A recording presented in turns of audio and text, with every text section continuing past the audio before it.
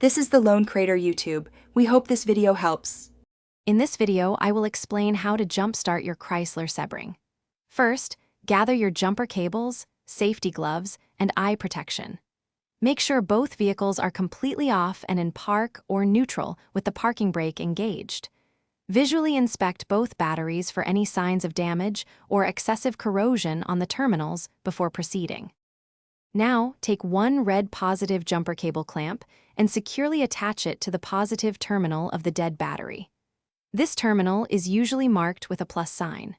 Next, connect the other red positive clamp to the positive terminal of the good battery. Double-check that both red clamps are firmly attached and not touching any other metal parts.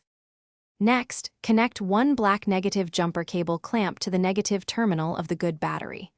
This terminal is typically marked with a minus sign.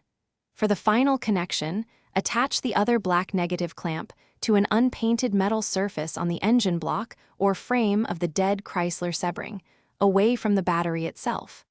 This creates a safe ground. With all cables connected, start the engine of the good vehicle and let it run for about 5 minutes. This allows the dead battery to receive some charge. Then, try to start your Chrysler Sebring.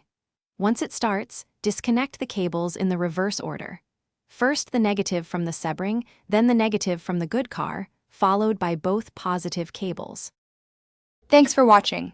Consider subscribing if we helped you.